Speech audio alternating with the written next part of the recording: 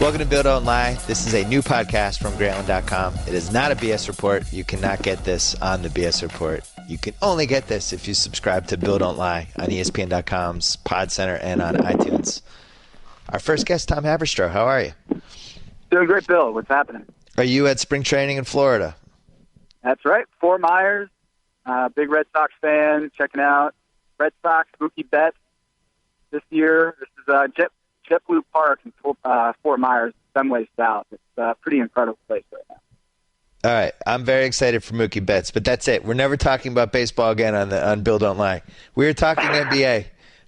This is the stretch run. I actually enjoy this part of the NBA season when everybody shifts their attention to March Madness, spring training, NFL draft, all this stuff, and the NBA is kind of in the dog days to some degree. First question, MVP race. I wrote about this last week in the trade value column on Grantland, which I think went on Tuesday, and I knew I would change my pick basically every 24 hours from that point on. Who do you have? Well, actually, first question.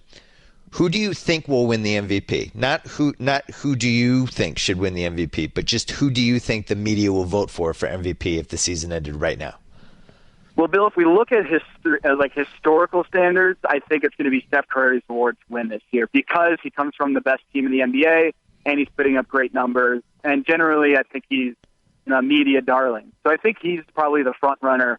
But it's so hard to pick. I mean, every day, like you said, it feels like there's a new front runner. James Harden, Russell Westbrook, LeBron, Chris Paul is in there. Anthony Davis wrote about him, his credentials on Friday. I'd feel cool with just about any of those guys winning it, but I think Steph Curry is going to win it just because the team is so mind-blowingly good this year. I mean, historically good. The point differential, looking back in the last 30 years, it's like the sixth highest point differential once you account for pace. They play really fast. Even when you account for pace, the Golden State Warriors are up there with the 2008 Boston Celtics, with the Bulls teams, and with the 2005 San Antonio Spurs. So, Bill, if we're looking at history, it says best team, best player, and that's Steph Curry. I've been making this case for a couple weeks because that's just how it's gone. If they get to 67 or 68 wins, I don't think there's any way he doesn't win the MVP. Best player on a really, really historically good regular season team almost always wins the MVP with one exception, which was the 97 Bulls and MJ.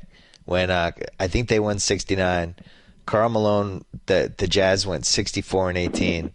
MJ was the best player on the earth. Everybody knew it. And I actually wrote about this in my basketball book. At some point, like in March, everybody just got bored of talking about how great Michael Jordan was. And I think Jackie McMullen wrote the first piece for Sports Illustrated basically saying, hey, you know who's having an MVP type season? Karl Malone. Why not him? And all of a sudden it snowballed.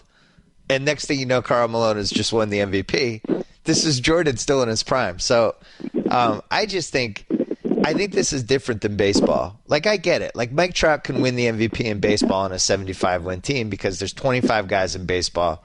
It's an individual sport. You really can't make your teammates better. The situation is what it is. In basketball, only 5 guys can play. If somebody's playing 37 to 40 minutes a game, they're having a dramatic impact. Not just on the game, but on their teammates too.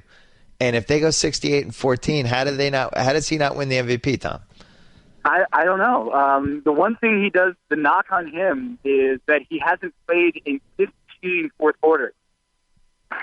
Think about that. They're so good that he sat out in 15 fourth quarters this year because they've been blowing out the opponent so badly.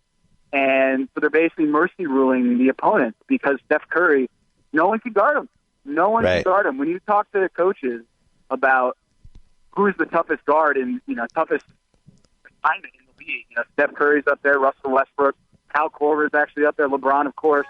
But with Steph, there really isn't any blueprint for a guy like him. I mean, maybe you point to Steve Nash, but this is a guy who is shooting 46% from three on 9 attempts since the All-Star break. That's amazing. I mean, you wrote about this in your column. I mean, we've never seen such prolific, efficient shooting ever.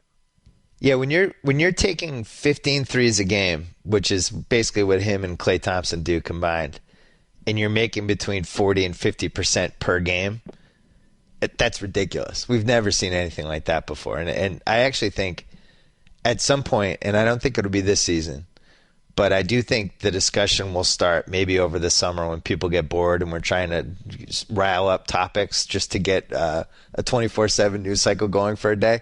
I think there's going to be a serious conversation about whether the three-point line should move back and whether it should be extended out by, I don't know, 1 foot, maybe a foot and a half, something like that. Because if you're going to have somebody shooting 9 threes a game and making 45% of them, I don't know. Is that a good thing or a bad thing for you? Well, I will point out this, Bill, is that the three-point percentage is actually down this year. It's a really weird thing. I think there are a couple factors. Like league-wide, I think it's around 34.8%, down from 36% last year. I might be wrong on a couple digits there, but basically three-point shooting league-wide, even though the attempts are through the roof, the field goal percentage is actually down. Yeah, but I'm not surprised by that. Are you? Because it feels like 80% of the people who take threes probably shouldn't be taking threes. Well, the math says they should. It's just from historical standards, like we just wouldn't want. It seems like there are a lot of Antoine Walkers out there. Right. Actually, you make a good point. The numbers and everything everybody has crunched has said you're actually better off even if you're making 32 to 34% of your threes. That's still somewhat of a weird advantage. But I think the Celtics are a really good example. They jack up threes. I think they shoot 28 a game.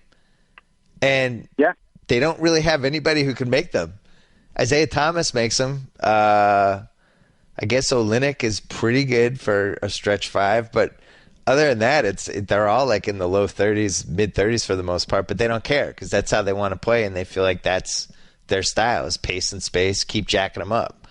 I don't know if that's a good thing. I think, but in the hands, I'd be interested to see what the stats are for like the best 25 guys this season compared to other seasons. You know what I mean? Like just cut out everyone else. That's a good call. So like whether even the most prolific shooters are actually shooting at a higher percentage. Like for a while, Steph Curry was not shooting well this year, and he's just been on a tear recently.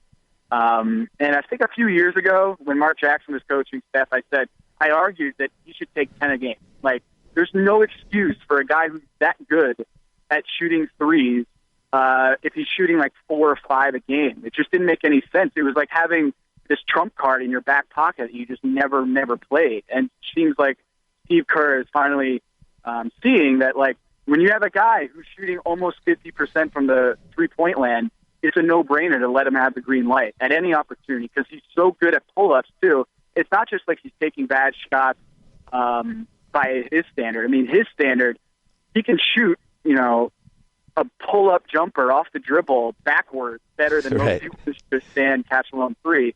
So he's just kind of breaking everything we know about how to guard point guards. And I'll say this, like when Wilt Chamberlain was putting up ridiculous numbers, I think there was discussion like raising the hoop or something like that. And I think this would be probably an overreaction to Steph Curry if they moved the three-point line a foot back just to rein in like a couple of the shooters.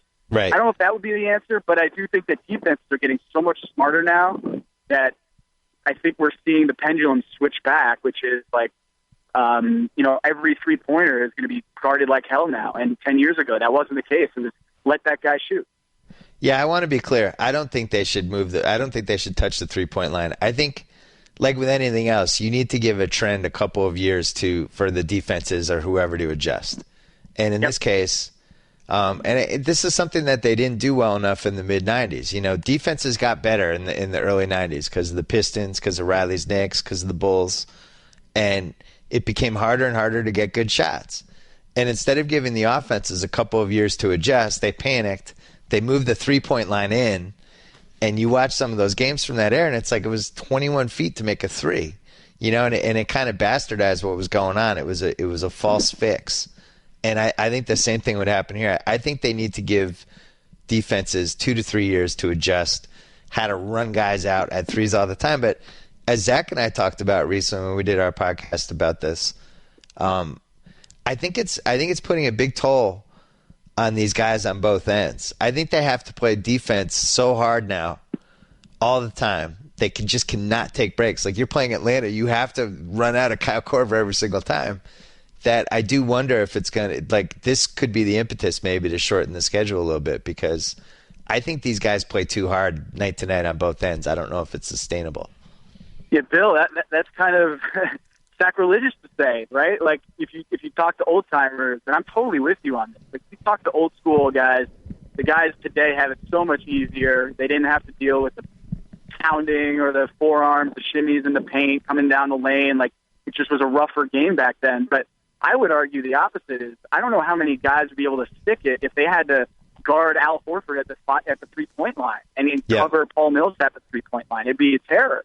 It'd be impossible for a lot of these guys who are just like heavyweights trying to be welterweights, so trying to get out there at the 3-point line. I would venture, you know what, this should be a project we do, is we watch a game from the 70s or 80s and try to get like the Sport View cameras to somehow track the distance traveled for each big man and compare it to today and just say like the average big man runs an extra half mile or whatever it is compared to what they did, and it's the equivalent of like an extra 20 games on the season. You know, I would really want to see that. See, I guarantee that perimeter defenders run much more now. I don't think there's any question. And, you know, I obviously I grew up watching those games. Then I watched a bunch of them again when I was working on my book for 3 years. And you can see it now when NBA TV shows the old games or the Lakers channel shows them or whatever, is guys didn't play hard on defense. They played hard the last 6 minutes. But for the most part, you could get to wherever you went on the court. You really had to just run around. Fast breaks were pretty easy for the most part.